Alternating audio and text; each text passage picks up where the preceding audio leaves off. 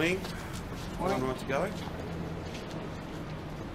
There's 31 active cases of coronavirus in Victoria, including one new case overnight in hotel quarantine. That case relates to the Australian Open. This is the 16th consecutive day of 0 cases, which in the local community, which is a fantastic achievement and one that every Victorian should be proud of. We do have to remain vigilant though. We all have to keep playing our part, doing the things that must be done to keep us safe and to keep us open. To that end, 16,465 test results were received today, and I want to thank each and every one of those almost 16,500 Victorians who got tested, almost all of them yesterday. This is critical to us staying a step ahead of this virus. People getting tested as soon as they have any symptom onset, as soon as they begin to feel unwell. That helps us protect everybody, it helps us to stay safe, it helps us to stay open. That's very, very important. Now, when we announced some changes to the classification and designation of local government areas in Greater Sydney a few days ago, we said that we would be looking at daily the epi picture, so the virus picture, every single day, and the public health team would be evaluating and analysing what further steps could be taken. Those steps, of course, have to be safe, and I'm very pleased that following further intensive work by our public health team, the Chief Health Officer has recommended to me and the Cabinet have agreed to the following changes. So from 6 p.m. tonight, all but one of the Greater Sydney LGAs that are currently red will become orange. That is to say, with the exception of Cumberland, those 9 shires or local government areas, Blacktown, Burwood, Canada Bay, Canterbury Bankstown, Fairfield, Inner West, Liverpool, Parramatta and Strathfield, they will all move from red to orange, which means people will be able to travel to and from, but they must test within 72 hours and then they're free and clear once they get a negative test result. So that's very important. That leaves just one local government area in New South Wales that is red. That will be great news, I know, for people who are wanting to come home and of course those who, for whatever reason, need to travel into those communities. I want to also make the point that with the exception of, again from 6 p.m. tonight, with the exception of the Blue Mountains and Wollongong, the rest of New South Wales will be designated green, which then obviously means there's a freedom of movement there that is above the orange designation. I can also announce that from 6 p.m. tonight, all of Greater Brisbane will be green also. So those local government areas that were red, then they became orange last Saturday before actually, sorry, they will now move to green. All of this is in the release. I think we'll have it on our website. We'll be communicating with people right across the board, both Victorians and also people who from Victoria who are still in those cities. That is a very significant step. It's based on public health advice and will be welcome news, I'm sure, for many, many people who want to get home and have had a summer that has been somewhat disrupted, in some cases more than that. Now, I just again remind people, everybody other than Cumberland in the Greater Sydney area, there is an opportunity to return, whether it be from a green or an orange zone, but you need a permit and there are conditions, and the orange conditions are of course negative test within 72 hours of you coming back. Finally from me, just in terms of announcements in relation to restrictions, from 11:59 p.m. tonight, again based on public health advice and this now the 16th day of no community transmission, we are reintroducing the pre-New Year's Eve gathering at the home limits. So we go from 15 to 30, and that is a recognition of the very low risk, but there is still risk in the community. Any event, whether it's at your home, whether it's out at a venue, needs to be COVID safe. We have to all of us take these things seriously. So whereas the cap had gone down to 15 and is currently 15, from 11:59 tonight it will go back to 30. And we thank Victorians for embracing that, and I know it's been very inconvenient, it's been a challenge for many people, but the reward is this long run of days without any community transmission, having run to ground that Black Rock cluster, the Vermont South case, having seen really significant testing numbers these last couple of weeks, and having found no additional cases for 16 days in the Victorian community. That's what gives us confidence that we can make these changes, both in terms of our designation of other cities in our nation, Sydney and Brisbane in the main, but also allowing those gatherings to occur at 30 as they were for Christmas, and had to, for an abundance of caution and for the protection of everything that we've built, they had to be reduced to 15 on New Year's Eve. They were the only announcements I had to make. I am a bit tight for time, so I've got to go to National Cabinet, so maybe we go directly to questions to me or Brett. The AO case with former Cletosa player, what's the process from here? She's obviously been moved to a health hotel, but how long? She won't be out at the time as the other players, the other people positive will be out. What's next? She'll miss out more training, no doubt. Yeah, that's an unfortunate consequence for anyone who becomes a case, who's a confirmed case of coronavirus. So the isolation period starts from when that case is confirmed. For ordinary coronavirus, that period is at least 10 days, so you have to be free of symptoms for 3 days and complete that 10 days. For the variants of concern, including the B117 or the UK strain as some call it, that period of isolation is 14 days. So it will depend on those elements, and you need to be symptom-free and medically cleared. So we don't know if it is a UK strain at this point? And secondly, is this kind of proof, I guess, that these hard quarantine measures were necessary? It's certainly proof that the hard quarantine measures were necessary. You do need to manage each and every case with a great deal of precaution. In terms of the individual variants, we wouldn't provide that individual information. Do you know how many cases now have been linked to this strain? I don't have that figure today. That's for CQB to update. Do you have, in this case, she sat on a plane with somebody quite close to her. Do you have a second, really close contact list on top of everyone? No, look, really the approach we've taken is that everyone on that flight, and this has been questioned, but it's entirely appropriate and it's been borne out by this, everyone on those flights are considered close contacts, and they are managed in strict quarantine for that reason. So they don't have training opportunities for that 14-day period as a consequence, but we're not managing the closer of those close contacts any differently. Everyone is considered a close contact. They go through the strict quarantine process for 14 days. Does this extend the 14 days from this positive test when everyone on that plane? Is that started anything? So no, the 14-day quarantine period is on arrival, but what it means is that they don't have the training opportunities that others do. I guess now that this test is positive, is there not concern that other people have the quarantine starts again? Yeah, so for anyone else who might develop illness, become a case in that 14-day quarantine period, they then become a confirmed case. They need their isolation period to begin from that time. So that's at least 10 days, as I say. Premier, what do these changes mean for policing the borders? Will there still be checkpoints that people are? Yeah, there will be, but I think it'll be obviously perhaps a little easier task, and we'll let Victoria Police update you on that. But I wouldn't want anyone to think that that suddenly there isn't a need for a permit. Even a green zone, you need a permit. And this has served us very well. I know it's inconvenient for people to have to go on the website, but it's a relatively simple process, and what it means is we know who's here and we know where people have been, and that's really important for rapid contact tracing.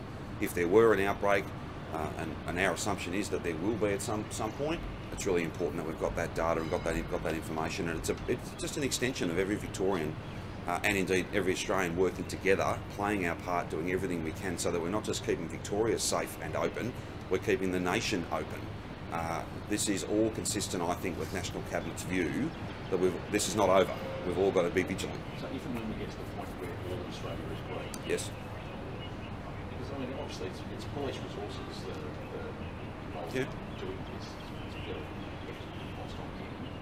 It is. If the whole country is green, does that still mean those checkpoints need to be there? That'll be a matter that we will update you on at that time. I think they'll be obviously, if everyone's got an as of right permit, then no, there would not need to be checkpoints, I wouldn't think. But again, that'll be a matter that Victoria Police would have a view on at the time, and even the decisions we've announced today will make it much easier on Victoria Police, but not easy. It's a challenging job. But I just again make the point: Victoria Police have done an amazing job all through 2020. And this is not quite the start to 21 that we had planned for them, for those who are doing that work. But when you consider what's at stake here, it makes perfect sense to make sure that you are doing everything you can, not to keep Victorians out of Victoria, but to keep the virus out of Victoria. And if every state plays their part in that, that's how we keep Australia virus not necessarily free, but that active and aggressive suppression strategy that we've all signed up for only works when everybody is playing their part. What does this mean for the crowds of tennis and footy? If we're seeing more people allowed in homes, we've had such a good run, could we see more crowds of tennis and footy? Well, each and every event, there's a process. It's a proven process, and when we have further announcements to make, we will, about individual venues, individual events. Footy some way off. You saw we had a crowd at the cricket. We will have crowds at the tennis, and we'll have more to say about the decision, again based on public health advice, working closely with the people who are putting on an event, whether it's live music in the Yarra Valley this coming weekend, or the tennis in a couple of weeks' time, or footy a bit later. We've got a process. We look at venues and events on a case-by-case basis, and that served us well, and we'll provide people with certainty about what those sort of things look like when it's safe and when it's appropriate. So we wouldn't rule out more crowds at the tennis? No, we'll make this point only. We will always be guided by public health advice, and we'll try and strike that difficult balance between making sure people can have something that is as close to normal as possible, but it has to be safe. And that's why we're not going to see stadiums that are full. We're not going to see, if you like, events that essentially pretend that this virus is gone because we desperately want it to. That's only possible once we've got a sufficient percentage of the community having had the jab. What do you hope to get out of national cabinet? Are you going in with a plan to give national caps, seasonal workers and students as the other? I think we'll have some more things to say quite soon about seasonal workers, and I think it's a very good outcome. That's not necessarily a matter for national cabinet. There's a lengthy agenda today. I'll leave the Prime Minister to speak on the results of the meeting, but the vaccine and its rollout is a key priority, and we'll all be talking about that. Together with, you remember, we did pause a few things because of the UK strain and its emergence here, particularly in hotel quarantine and with that breach up in Brisbane. So we have to make some decisions today about whether we go back to what it was a couple of weeks ago or some midpoint, things of that nature. But I think the biggest, the item we will spend the most time on today is probably getting briefed on where by the Commonwealth about where the vaccine rollout is up to. Let's ask Brett on Sydney. Sure. I do. I think Brett's going to go with me, but still, you might convince him to stay. You never know. That'd be lovely. A couple of minutes. What did you make of the unemployment figures yesterday? Yeah. Would you expect that to bounce around a little bit rather than a steady decline? Look, I think given the nature of 2020 and how unique so many of the circumstances that Victoria and indeed the nation has faced, I think it's hard to necessarily. They may bounce around a bit. They may, but I think the key point here is they were very good numbers. Some of the modelling, some of the work that Access Economics has done from a few days ago, that's very encouraging as well. But obviously, real numbers as opposed to, if you like, modelling, they were very good. Very good. However, there's a lot more to do. There's a lot more to do, and that's why I've said a few times to you now, guys, that 21 is all about getting on and delivering on the commitments that we've made. The funding, we've allocated it, yes, now we have to get it spent. Now we have to underpin demand, not just in terms of sentiment, but we actually have to get that money and those projects away and get that money moving through the economy. The more people we employ building stuff that everyone needs and wants, they're in a position then to, with confidence, spend, and that's how we finish up underpinning growth. And us playing our part in what's the biggest economic repair that's perhaps ever had to be done. So I'm quite confident, and they were very, very good numbers, James. But still, an unemployment rate above 5%, we've still got a lot of work to do. But it was a very encouraging sign.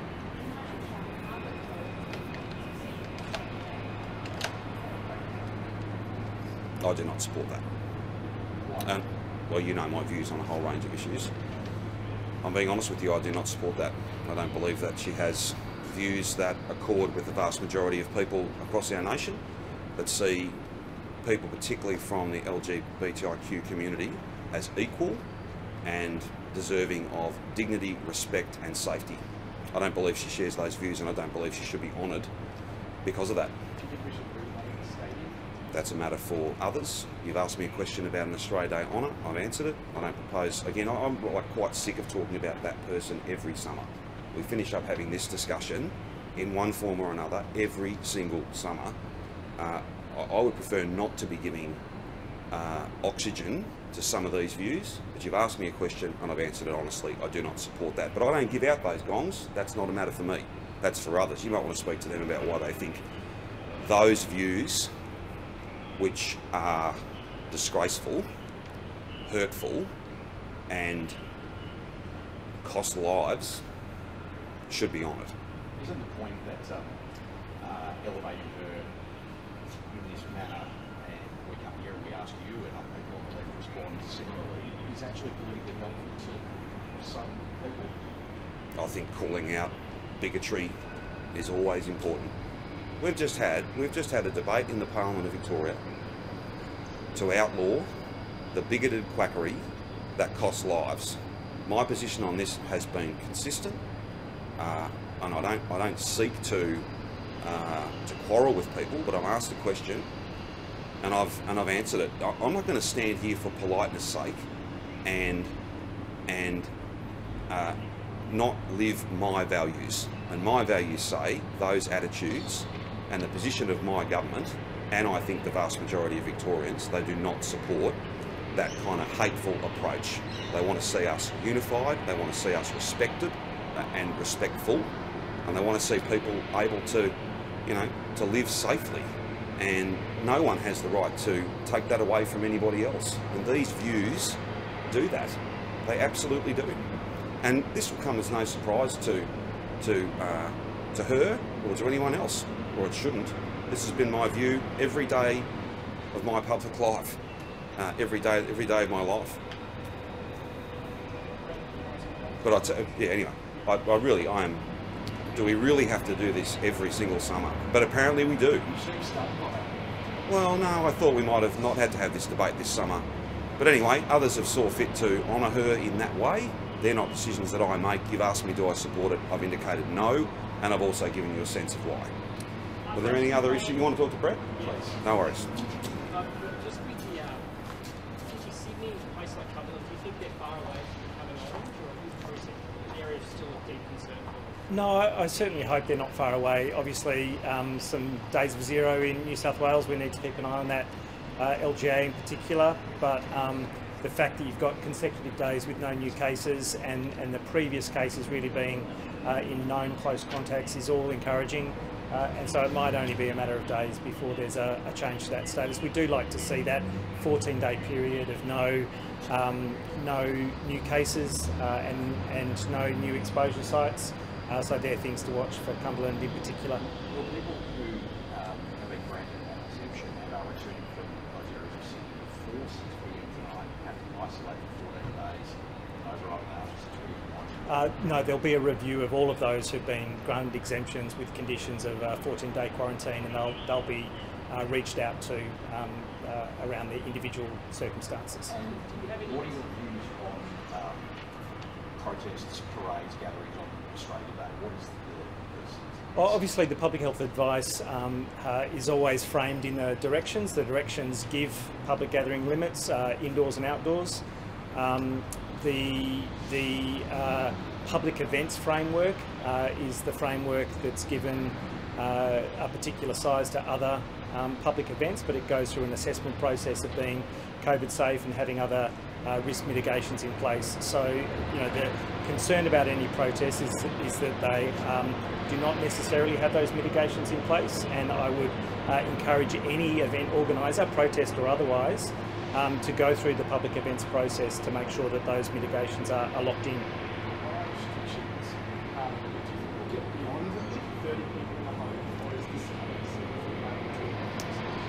Look, I think it's all up for debate every day. At the moment it's 30, but the introduction of vaccine changes the risk profile again.